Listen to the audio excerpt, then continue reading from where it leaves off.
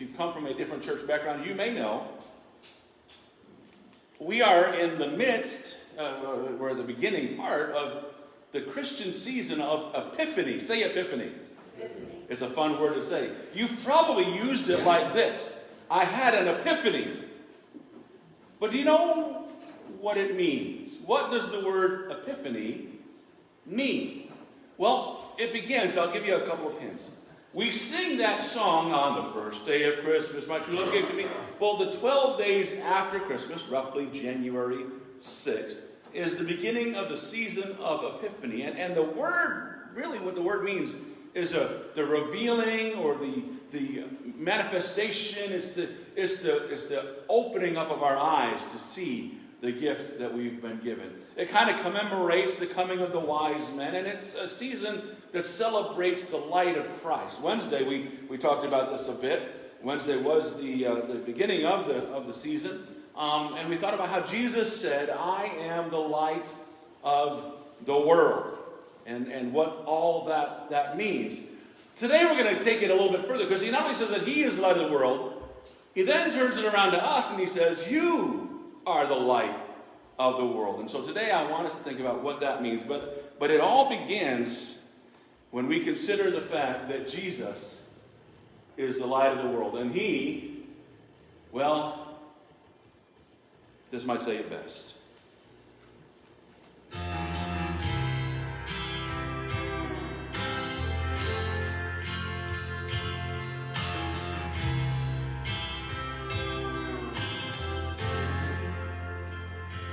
There's a lighthouse on the hillside that overlooks life's sea. When I'm tossed, it sends out a light that I might see. And the light that shines in darkness now will safely lead us o'er. 'Cause if it wasn't for the lighthouse, my ship would be no more. Now everybody that lives around us, they say tear that lighthouse down. The big ships, they don't come this way anymore. What's the use of keeping it around? But then my mind goes back to a stormy night when just in time I saw the light. Yes, the light from that old lighthouse that stands up there on the hill. And I thank God for the lighthouse. I owe my life to Him.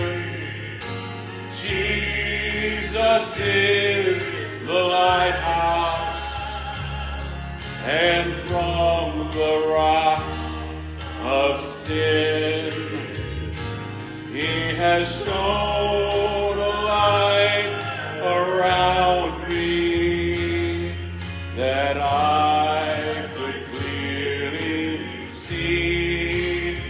Oh, if it wasn't for the lighthouse, where would this ship be? Yes, I thank God for the lighthouse.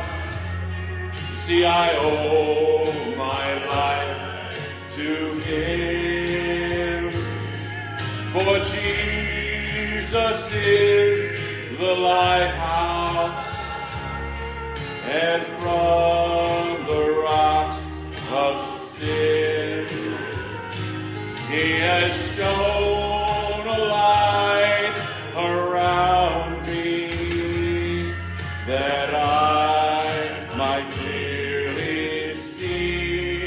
And if it wasn't for the lighthouse, tell me, where would this ship be? No, if it wasn't for the lighthouse, where would this ship be? How do you want to think about where it would be? I don't want to think about what life would be like without the lighthouse, without the difference that has made in my life. But one of the things for us to take away, and especially in these most difficult and challenging of times, is we've been shown that light and given that light for a reason. He does say, I am the light of the world, and light is intended to illuminate and to attract and to draw, but then he says we too are the light of the world. And I'm telling you, our world is in desperate need of light. I saw this quote. I'm going to put it up on the screen in a second. I saw this quote. Of course, this was the sermon for last week, so it's been a couple weeks ago. But it was at the beginning of the years. We were getting ready for New Year's, and it said this: never have so many expected so little from a new year. Basically, if an asteroid doesn't hit Earth, we're good. You know, you guys will remember with me, when we were closing the books on 2020, there was a sense of hope, wasn't there? We were getting ahead of things, and we had gotten, you know, the vaccines were coming out, and everything was looking good. It was looking like it might be a good year, and for the first part of the year, it seemed like we might have this thing lit. But then, and it doesn't matter whether you could begin the turmoil that started January 6th or all through the year, all of not only the COVID, but everything else that's gone on in our nation and in our world. And 2021 did not live up to the hopes and expectations that we had at the end of 2020. And now, I don't know about you guys, but I haven't seen the kind of hope and anticipation. A lot of people that I've spoken with, and a lot of people that we've seen posting and writing and speaking, there's all this sense of doom. Well, doom is out of darkness, isn't it? Doom and gloom. Gloom in its very nature kind of carries with it this idea of shadowed and dark.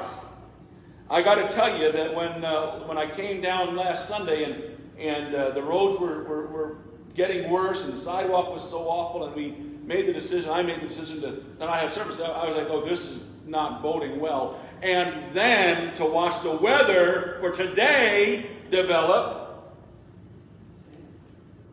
it's kind of messy. And it doesn't give me a lot of hope. If an asteroid doesn't hit Earth, we're good. Well, and remembering that that the planning for the sermon was long before some of this stuff unfolded, this just reminds me that he's the one that's ultimately in control. One of the things that it's reminded me of, and continues to remind me of, and I want to remind you of today, is that's what it means to be the light of the world. Jesus is the light, the lighthouse. But there's another job as well. In the old hymn, the lower lights be burning. He told us we're to be the lower lights. He's the lighthouse on the hill, but we're the lower lights. And I want to give you, Donnie, can you hit the lights? I want to give you a picture of what that looks like from a movie that I don't know if you ever saw it or not. It's called The Finest Hour.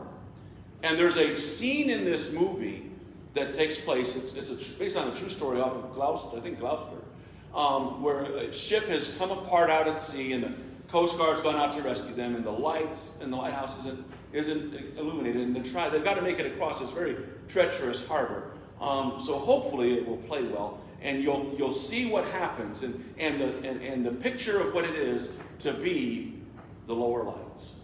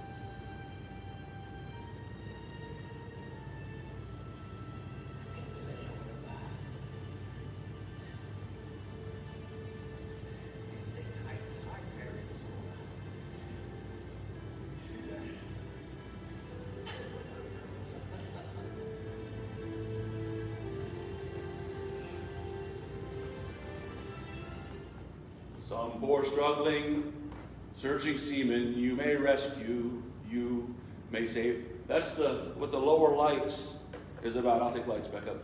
Thanks, Donnie. So here's what I want you to understand and what I want you to walk away with. These 4 quick things about what it means to be the light of the world. What that means. And he says to us, we are the lights. It means that we are the ones that are going to bring the hope to those that are struggling. There are people that are so challenged these days that they don't have any sense at all of hope. And so how do we share that with them? Well, one is this. Being the light of the world, being the lower lights under the guidance of the Lighthouse means we got to be visible, right? Evangelism, we got to share the gospel. Here's what Paul said in 1 Corinthians 9, verses 16 through 23. For if I preach the gospel, I have nothing to boast about, for I am under compulsion. I'm compelled. There's something that's happening that makes this have to happen.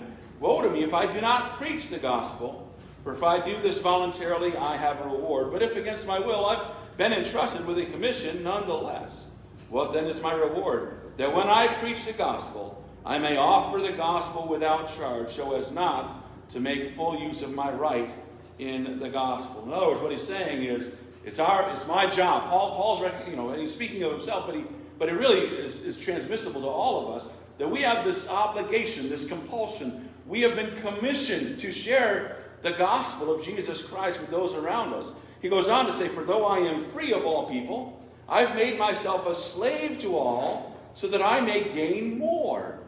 To the Jews I became as a Jew, so that I might gain Jews. To those that are under the law, I became as one under the law, though not being under the law myself, so that I might gain those who are under the law. And to those who are without the law, I became as one without the law, though not being without the law of God, but under the law of Christ, so that I might gain those who are without the law. To the weak I became weak, so that I might gain the weak. Notice he said gain several times. What he's saying is, that's the idea you can think of is I want to draw them in. I'm going to add them to the kingdom. They're going to become part of the census of the kingdom of heaven. And he goes on to say this very powerful part of this verse. I have become all things to all people, so I may by all means save some. In other words, he's saying, I have put myself out there and made myself visible so that people might get saved. There's a dangerous school of thought that says once you're a believer, you've got to begin to kind of isolate yourself, take up kind of a monistic lifestyle. That you got to protect yourself from the ways of the world. And while there's some truth in that, you want to be wise. The reality is, if we're not reaching the lost, we're not fulfilling our calling and our purpose. Why are we still here if not for the purpose of spreading the light? Why are we still here if not for the purpose of shining the light over dark harbors so that those out there that are struggling can find their way home? That's why we're here. And if we isolate, then we can't gain those who are Jews. We can't gain those that are under the law. We can't gain those that are without the law. We can't gain the weak. We can't be all things to all people that we might by all means win some if we're not engaging with the people. We've got to be visible. I want to ask you a question. We understand this. If a lighthouse is not turned on, it benefits no one, right? And that's what had happened in that clip. The lighthouse wasn't lit up. They couldn't find their way across the bar into the harbor except for those lights. The lighthouse has to be visible. Well, Christ has made himself visible. Epiphany. He's been revealed. We have the manifestation of Christ from the manger to the cross, from the cradle to the grave. We have he's been revealed to us. We see that. So now our job is to take and reveal him to the world. Our job is to make it visible, to make it so that others can see and find their way. Whether it's through our words or our actions, we have the responsibility of, by all means, saving some. Now, we save no one. Understand that. Our job isn't to save. We can't. Our job is to share him because he's the one that does the saving. We bring people to him so that they might find their way to eternal life. So the first purpose of a lighthouse is it's got to be visible. That's why they're up on hills, right? That's why there's not barriers around them. That's why they're not hidden. On the cover of your bulletin is the lighthouse down in Chincoteague, Virginia, where we camped last summer. And it's kind of interesting. You don't actually see this lighthouse when you're at the beach. When we were down at the beach, we couldn't see it. It was on the road back in from the beach because it's set a few miles inland. But you know what? The folks on the beach don't need the lighthouse. The ships out in the sea, they are the ones that needed it. And it was set in such a way so that, the beach might not see it. We might see it at night, see the light across the sky. But those that needed it, they had no problem finding it. They got to be visible. So number one, to be the light of the world means being visible. Avoid the barriers that keep you isolated, and avoid the things that keep you from being present where you're needed. Avoid the inability to shine. Now, the other thing about lighthouses is they're usually standing alone. And I don't like that feeling. Anybody like that feeling of you're kind of standing alone? But Christ told us, didn't he? He told us that that's often how it's going to be. It's why we sing that song as children, I have decided to follow Jesus. Part of that song says, though none go with me, still I will follow. Often these lighthouses, the lights, they find themselves standing alone, but they don't stop doing their job. So the first part about it is being visible, making yourself visible. The second thing is shining in darkness. Whew. Lighthouses shine in the darkness. On a clear, starry, smooth night, you don't really need it. Full moon out there, it's not a necessity, is it? When you need the lighthouse is when the storm clouds have rolled in, when you can't see the stars to navigate by, when you don't have the moon illuminating things. You got to have the lighthouse because the waves are crashing at that point. I want to share with you that our job, too, is to shine in the darkest of times. We're going to go way back in the Old Testament for a second. Back then, as they were preparing to cross over to the Promised Land, one of the things, and it becomes really evident as we've gone through our series through the Bible, that we'll get back to in a few weeks. As we've gone through that series, one of the things that we kept coming back to was the fact that as they were going into the Promised Land, and as they did go into the Promised Land, and as they began to populate the Promised Land, they were going into enemy territory. They were going into a place where the religion was not the same religion, where the people were not the same type of people. It was going to be an area of conflict, and because they chose to disobey, it was even greater conflict. And so Moses, as he's laying down the law for them, literally laying down the law, he's giving them these commands so that they would shine even when they're surrounded by the sin and the treachery and debauchery of the people that already were inhabiting the Promised Land that they would be taking. And it all came down to this one phrase. And I want to share just a few passages out of Leviticus 19, 2 to 4, 15 to 16, 17 to 18. And I want you to hear the phrase and just make note of it in your mind. Speak to the congregation of the sons of Israel and say to them, you shall be holy, for I, the Lord your God, am holy. Every one of you shall revere his mother and father, and you shall keep the Sabbath. I am the Lord your God. Do not turn to idols or make for yourself cast metal gods. I am the Lord your God. 15 to 16. You shall not do injustice in judgment. You shall not show partiality to the poor, nor give preference to the great, but you are to judge your neighbor fairly. You shall not go about as a slanderer among the people. You are not to jeopardize the life of your neighbor. I am the Lord. Verses 17 to 18. You shall not hate your fellow countrymen in your heart. You may certainly rebuke your neighbor, but you are not to incur sin because of him. You shall not take vengeance nor hold any grudge against the sons of your people, but you shall love your neighbor as yourself. I am the Lord. Did you hear the phrase several times? I am the Lord. Why does our light shine in the darkness? Because we are going to be different than everybody around us. That was God's purpose. Be holy because I'm holy. What that word means, we often think about it meaning, oh, you guys are like the holier than thou, right? It kind of gets this negative turn to it, that we're somehow self-righteous. That's not really what it meant. It meant you're to be different than the run-of-the-mill people. You're to be set apart. You're not to go down the same roads that they go down. You're not to speak the same way that they speak. You should be different. And by being different, then you shine. And you shine in the darkness. Now that you've left them behind, you're in the midst of them, shining in the darkness.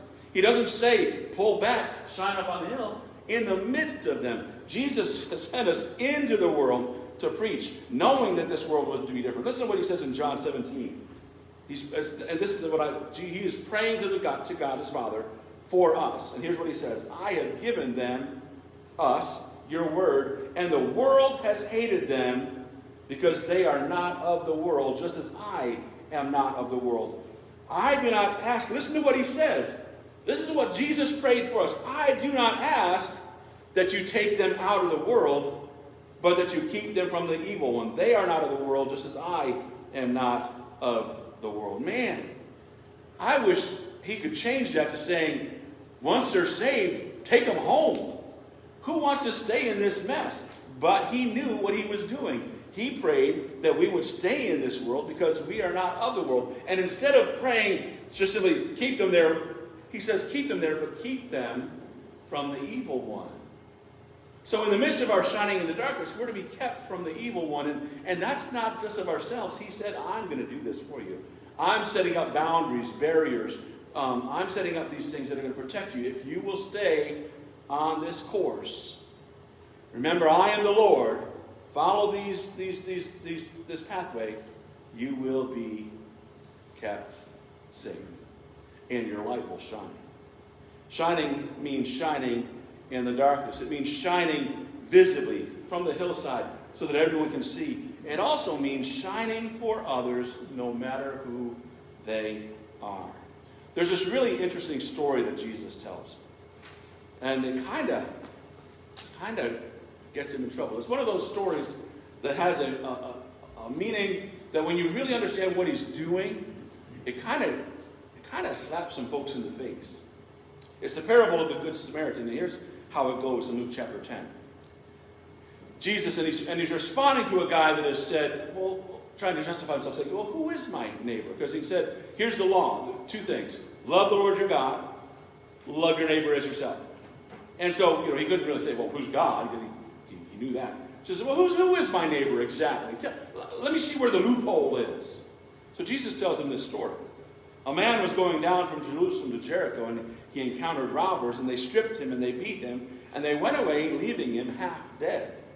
And by coincidence, a priest was going down on that road, and when he saw him, he ran over and he helped him out, because that's his job as a priest. And everyone lived happily ever after. I should be seeing some shaking heads or something. It's not the way the story goes. Not true. No, in fact, what it says is, when he saw him, he passed by on the other side. Now, I want you to understand what that means. He saw him, and he got as far over to the other side of the road as he could get, not to encounter the fallen person.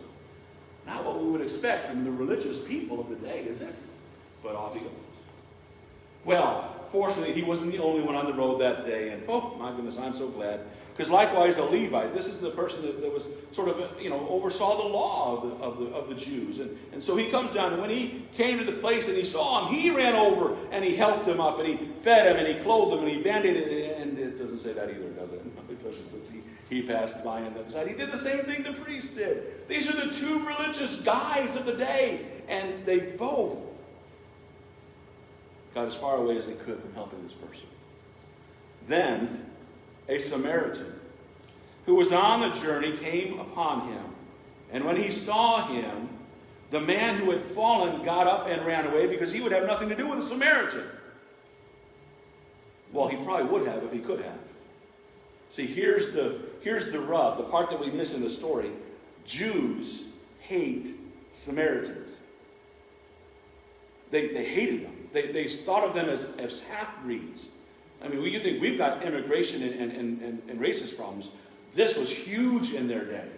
And so for this to be the guy that Jesus is going to exemplify as the one who's going to do what it means to love your neighbor, this was an enormous boom, into the face of this young man that was asking the question, and ultimately to all. Because the Samaritan does what we would expect the priest to do. The Samaritan does what we would expect the Levite to do. The Samaritan does all the right stuff. And why? Because he's shining his light no matter who. He would have had more reason to avoid this guy than anybody else, because Jews hate Samaritans. But he crosses the social boundaries, crosses over all of the norms of the day, and he, well, let's just see what it says he does. He came to him, bandaged up his wounds, poured oil and wine on them, put him on his own animal, and brought him to an inn and took care of him. And on the next day he took out 2 denarii, that's 2 days' wages, and he gave them to the innkeeper and said, take care of him, and whatever more you spend, in other words, if this doesn't cover it, when I come back again, I'll pay the rest of the bill. I'm going to take care of this guy and pay for it myself. Which of the 3 do you think proved to be a neighbor to the man who fell to the robbers? And the man says, the one who showed compassion on him. He can't even say the Samaritan. He says simply the one who showed compassion on him. But listen, we don't get to pick who we're going to serve. We don't get to pick. We serve by doing, and I just love the way this comes together. When we say, God, here I am, I will serve you, it is whatever, wherever, whenever, and for whomever God calls us to. You don't get to say, well, I'll serve, but it's got to be in a big church. You know, I don't like to speak ill of people, but there were a lot of people that I went to Bible college with, and that was their whole goal. They saw ministry as these steps of succession to bigger and better and greater things. And that's not what it's about. God calls you where he wants you, and he places you where he wants you to serve. And wherever that is, if you're there doing it, it's the best place on the planet. Whatever, wherever, whenever, for whomever God calls. You know what? A lighthouse, I know this will sound silly, but a lighthouse doesn't get to pick where they're put. And most of the time where they're put, they are abused by nature's wrath regularly. You guys have probably seen some of these pictures. The waves crashing up over the lighthouse. The ice. Just the other day they had a picture, and I was going to include it and I forgot to. A picture of a lighthouse with the wind and everything coming in. There were icicles that were standing 8-9 feet horizontally off the lighthouse. It looked like it was a spiky structure, right? Because they're out there in the worst of places, exposed to everything. I'm sure that if the lighthouse had it say, it would, like I do on some of these days, say, put me on a beach somewhere with a reclining chair and a cold drink in my hand, and let me just be there in the warmth and sunshine. No, it doesn't happen that way. One of my favorite places on the planet, I don't get up there often, but I check it almost every day, is Mount Washington's Observatory. I don't know if you guys are into this or not.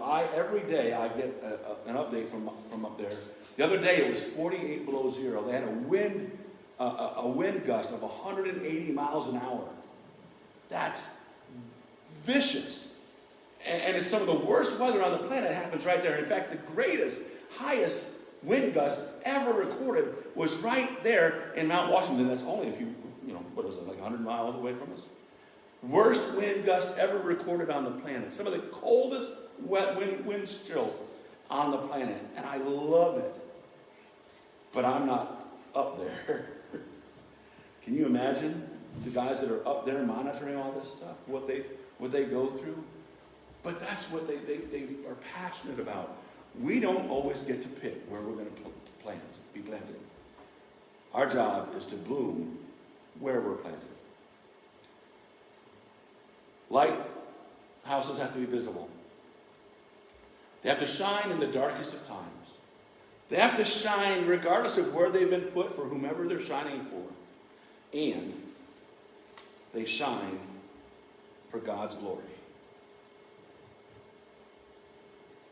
Psalm 115:1 says this, "Not to us, O Lord, not to us, but to your name give glory, because of your loving kindness, because of your truth. In other words, I'm not trying to make myself famous. I didn't sing that song earlier hoping I'll get discovered and make it to Nashville. I sang it because he really is my lighthouse. And I want to glorify him. It's not about being famous. I don't want to be the one that's famous. I want to make him famous. I want people talking about him. When they hear me preach, when they hear me sing, when they hear me share, I don't want them to go away going, man, you know what? Pastor Dave is awesome. He's such a great. I mean, listen, I don't mind if you feel that way, but if that's all you walk away with, then I've failed. Not to us. Let me paraphrase this. I don't believe this will be a sin unto death. Not to me, God. Not to me, but to your name give the glory. I don't want you walking out of here with my name on your hearts and lips. I want you walking out of here with his name. Don't log off thinking about me. Log off thinking about Jesus and what you've learned about him, what you've learned about our Father in heaven. It is about his glory. You know, the lighthouse isn't up there shining so that, you know, although we do, don't we? We all go, oh, that's a beautiful lighthouse. I love lighthouses. But we're not, that's not why they're there. They're not there to go, oh, I'm going to look so pretty for these guys. They've got a purpose. And their purpose is to save lives. And ultimately, in the saving of the life, people are thankful. Matthew 5, I've already read this a little bit. Jesus said, you are the light of the world. A city on a hill which cannot be hidden. Nor do people light a lamp and put it under a basket, but they put it up on a lampstand, and it gives light to all who are in the house. Here she continues this way, though. Your light must shine before people in such a way that they will see your good works, your light, and glorify your Father who is in heaven. In other words, Jesus is saying the stuff that you're doing, is you doing it for God, and people will notice it because they're going to be drawn to it, because light draws, light attracts, and they're going to see that. But here's the thing. I want them to see that and thank him. I want them to see that and thank him. I want them to see that and glorify him. Ephesians 2:8-10 tells us this, that we've been saved by grace through faith, not of ourselves, lest anyone should boast, not of works, so that no one can boast, but we are God's workmanship, created in Christ Jesus for good works, which God prepared beforehand that we would walk in them. Like lighthouses, we don't seek the praise for ourselves. We simply fulfill our calling obediently, and as a result, people see and glorify God. 2022. And we're just a little over a week into it now. And we've seen already the challenges. Friday, I had 3 close contacts in my school.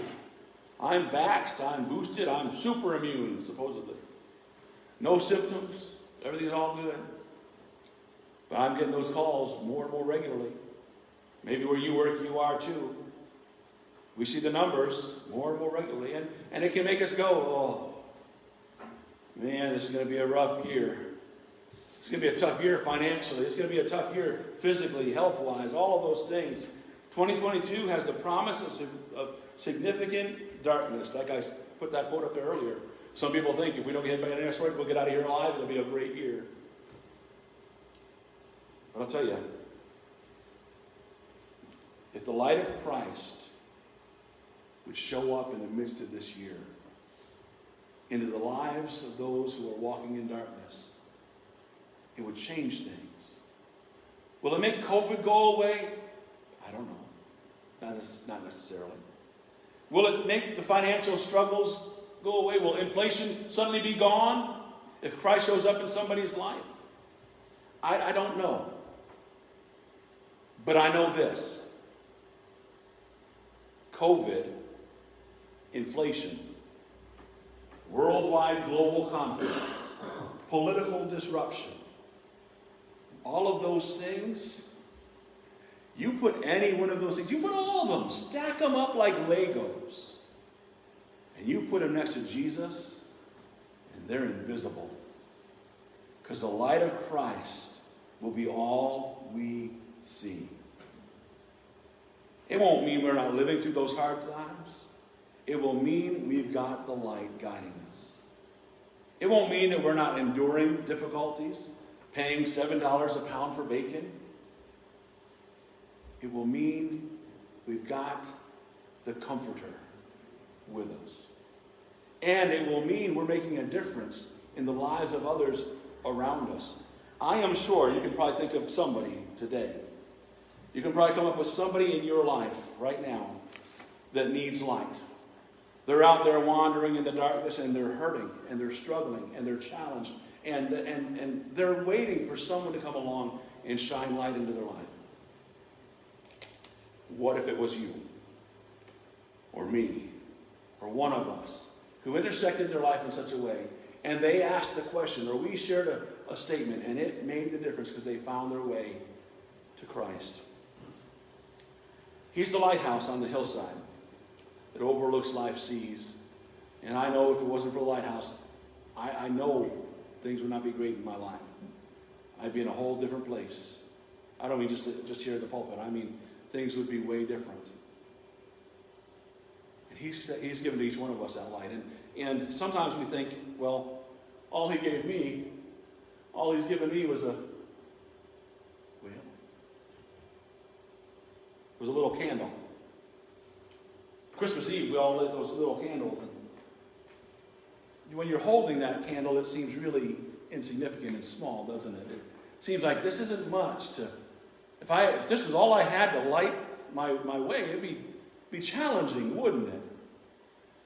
But I challenge you tonight, in the midst of the darkness somewhere, just light one candle in your house. Turn off all the lights and put a candle on the counter and say, hey, come here. I want to see if what the pastor said is true. And you light that one solitary candle in that location and watch what happens. The light begins, little flame flickers. Before you realize it, you can see. You may not see far, you may not see long, but you can see. The darkness begins to pull back from it. Then you take that candle and you pick it up safely and away from your tree. And you walk through your house, and you can see how it begins to illuminate the corners and the recesses of your house. One little candle. And how that candle can make a difference. And then you remember, hey, Pastor said we take this candle, we take it out and we go light our world. And it might seem small and insignificant, but if we'll carry that candle, it will make a difference.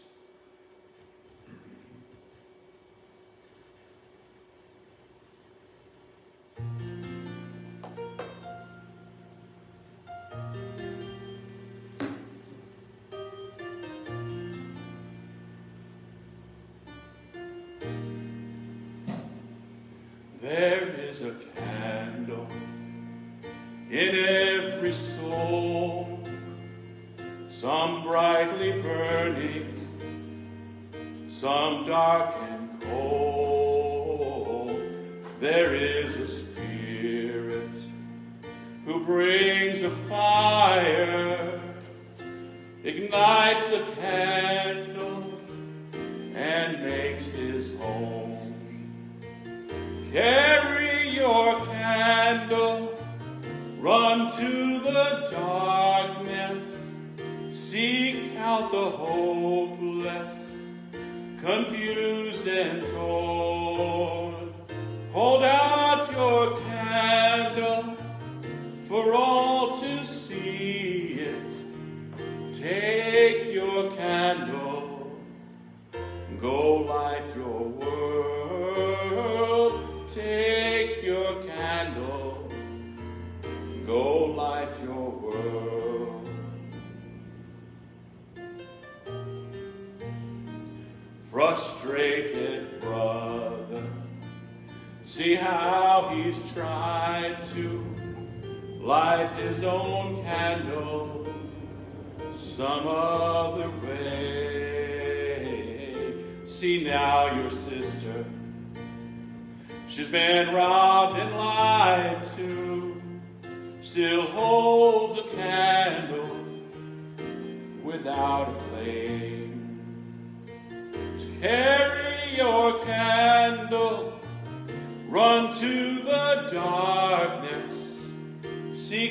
out the lonely, the tired and worn. Hold out your candle for all to see it. Take your candle, go light your world. Take your candle, go light your world.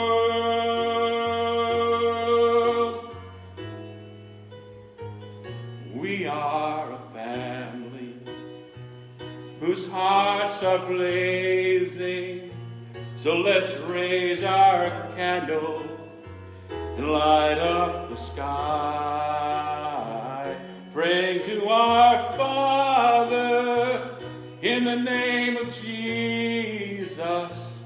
Make us a beacon, a lighthouse in darkest times. Carry your candle, run to the darkness, seek out the helpless, deceived and poor. Hold out your candle for all to see it. Take your candle, go light your world. Carry your candle, run to the darkness, seek out the hopeless, confused and torn. They're not hard to find, are they? Hold out your candle for all to see it.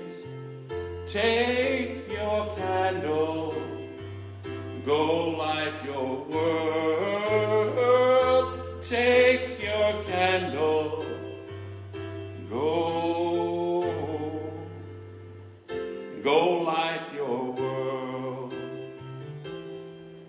Father, for every believer, everyone who might hear this message today and they've made the choice for Christ, they all carry with them that candle. They all have with them that hope.